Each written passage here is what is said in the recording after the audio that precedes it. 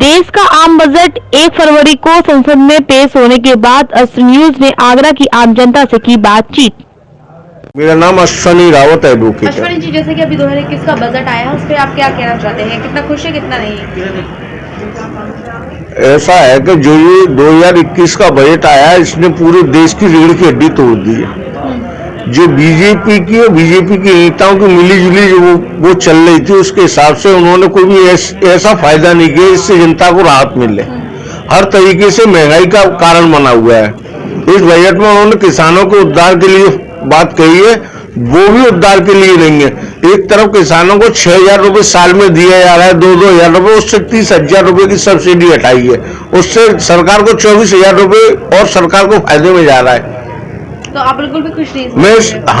मैं क्या, पूरी जनता इससे बजट से खुश नहीं है। इससे परेशानी का सामना करना पड़ रहा है जनता को।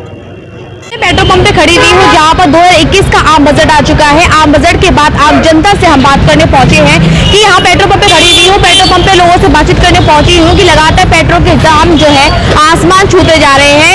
जो लगातार जो दाम बढ़ रहे हैं उस पर आम जनता की जेब पर क्या असर पड़ रहा है। तो यहाँ पे काफी लोग हैं मेरे साथ, लोगों से करते बातचीत। सर, लगातार पेट्रोल के दाम बढ़ रहे हैं, उस पर क्या कहना है आपका? अरे उस पर तो कोई अच्छा बात नहीं।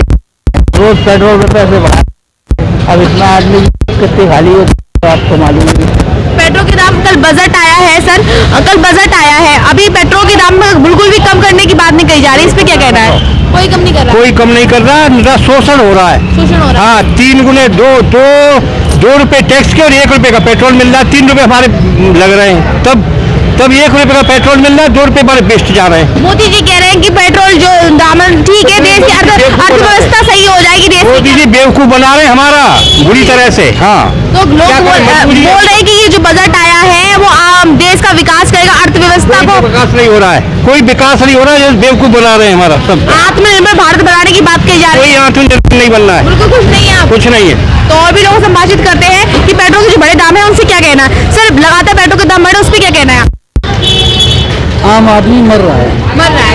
और जो बजट जो आया है, कल बोल रहे हैं कि बजट अच्छा आया, देश का विकास होगा, अर्थव्यवस्था को गति मिलेगी, उस पर क्या कहना है?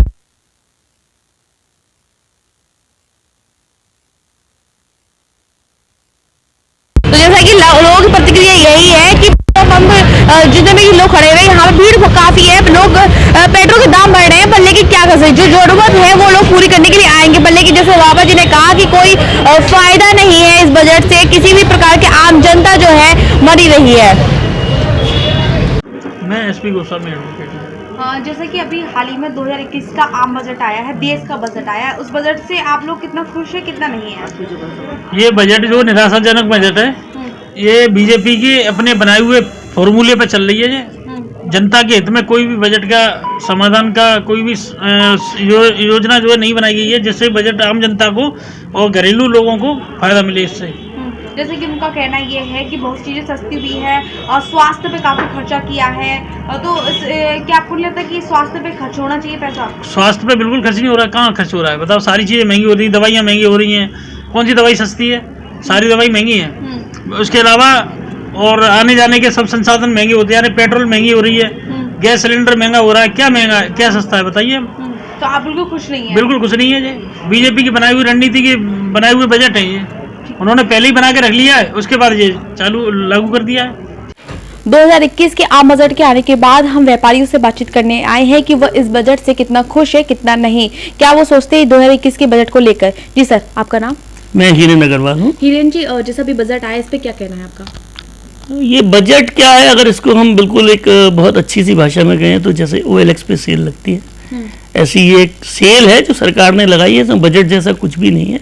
जबकि लोगों को उम्मीद ये थी कि कोरोना का जो काल गया है, 6 महीने 8 महीने बाजार के एकदम डाउन गए हैं, सरकार कुछ ऐसी चीज़ें लाएगी, कुछ नई तरीके की चीज़ें लाएगी, GST में कुछ रिबेट करेगी, ताकि जो बाजार रुका हुआ है, जो बाजार एकदम रुक गया है, उस बाजार में कुछ जान आएगी। तो ऐसा मैं तो एक छोटा व्यापारी हूँ, छोटे व्यापारी के हिसाब से तो मुझे इस बजट में कुछ ऐसा खास नहीं लगा। ये ज़रूर लगा कि जो छोटी मोटी जो दुकानें चल रही हैं, थोड़ी टीवी की, फ्रिज की और ये सब चीज़ें सरकार ने महंगी कर दी। सरकार चाहती है कि लोग रोटी ना खाएं, सोना खरीदें और उसको जमा करें। ऐसा मुझे महसूस हुआ। इस बजट में कुछ नया नहीं है, ऐसा है जैसे पुरानी शराब एक नई बोतल में दोबारा डाल के रख दी। तो आप बिल्कुल भी इस बजट से कोई खुश नहीं है? खुशी जैसी कोई चीज़ ही नहीं है, हमें तो बड़ी उम्मीद थी, उम्मीद सारी खत्म हो गई। कोई इनकम टैक्स में रिबेट उन्होंने नहीं दिए। आप मुझे बताओ, आप पूरा बजट आप कर लीजिए, अपना उसको पढ़ लीजिए, उसको समझ लीजिए, तो आप मुझे कोई एक चीज़ ऐसी बता दें, मुझसे मैं पूरी तरह से बहस करने को, चर्चा करने को तैयार हूँ।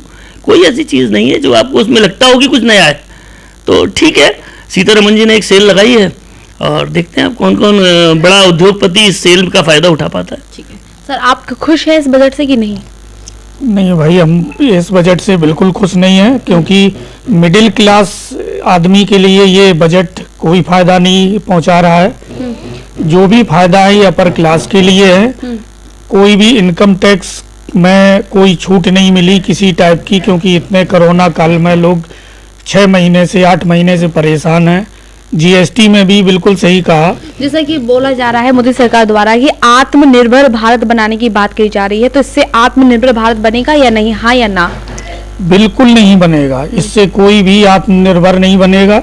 गरीब गरीब रहेगा, अमीर अमीर रहेगा और मिडिल क्लास ऐसा ही पिसता रहेगा।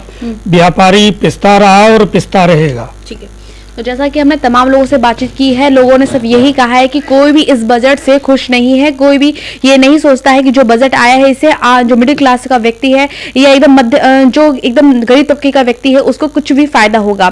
एशियन न्यूज़ से सलोनी पांडे, कैमरा पर्सन मनोज कुशवाहा के साथ।